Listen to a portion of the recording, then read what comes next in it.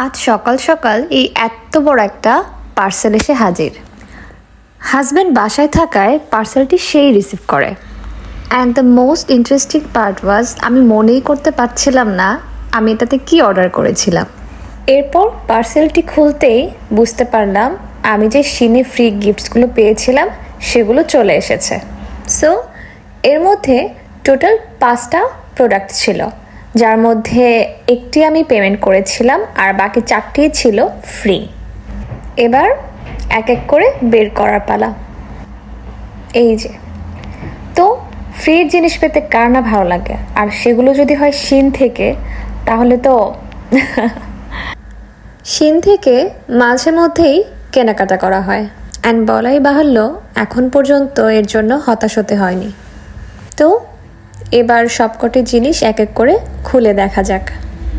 প্রথমেই বের হলো আমার হাজব্যান্ডের এই ব্ল্যাক হুডিটা।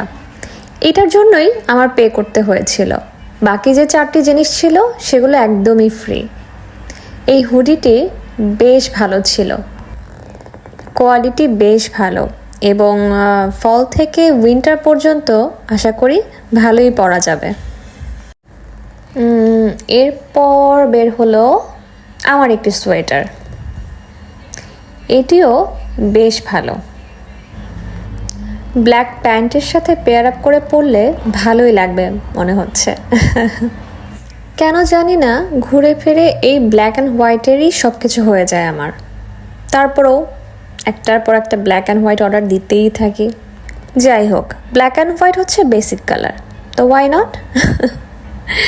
এরপরে এটা আমার হাজব্যান্ডের জন্য আরেকটা সোয়েট শার্ট। কালারটা বেশ ভালো ছিল এবং ম্যাটেরিয়ালটাও বেশ ভালো, তবে এটা কিছুটা পাতলা ছিল। সো উইন্টারে আই ডোন্ট থিঙ্ক এটা সেভাবে পরা যাবে। এরপর চলে আসলো আরও একটি sweatshirt for my husband.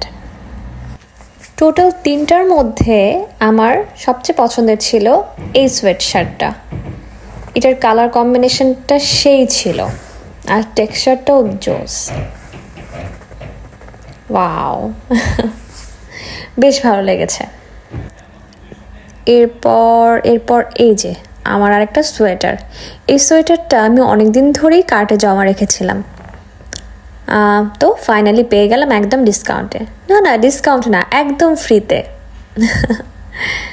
খুবই পছন্দের এই সোয়েটারটা। তো এই ছিল আমাদের শিন থেকে ফ্রি গিফটস।